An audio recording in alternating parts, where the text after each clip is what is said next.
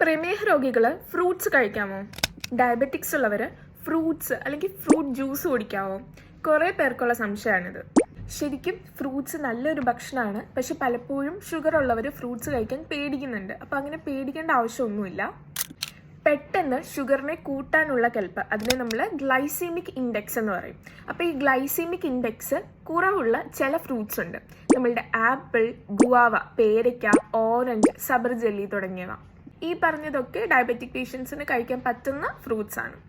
Glycaemic index കൂടിയ fruits, അതായത് നമ്മളുടെ ഷുഗർ ലെവലിനെ ഇത് പെട്ടെന്ന് കൂട്ടും. മാംഗോ, പൈനാപ്പിൾ, അതുപോലെ തന്നെ ഗ്രേപ്സ്, ഇതൊക്കെ ഗ്ലൈസമിക് ഇൻഡെക്സ് കൂടിയ ഫ്രൂട്ട്സ് ആണ്.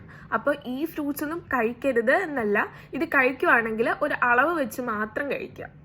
പിന്നെ ഈ ഫ്രൂട്ട് ജ്യൂസസ് കഴിക്കുന്നതും അത്ര നല്ലതല്ല. കാരണം ഫ്രൂട്ട്സ് ജ്യൂസ് ആക്കുമ്പോൾ അതിലെ ഫൈബേഴ്സ് ഒക്കെ പോയി ആ സത്ത് മാത്രമാണ് നമ്മൾ കഴിക്കുന്നത്. അപ്പോൾ പെട്ടെന്നൊരു ഷുഗർ സ്പൈക്ക് ഉണ്ടാവാൻ സാധ്യതയുണ്ട്. അതുകൊണ്ട് ഷുഗർ പേഷ്യൻസ് പരമാവധി ഈ ഫ്രൂട്ട് ജ്യൂസസ് ഒഴിവാക്കുന്നതായിരിക്കും നല്ലത്.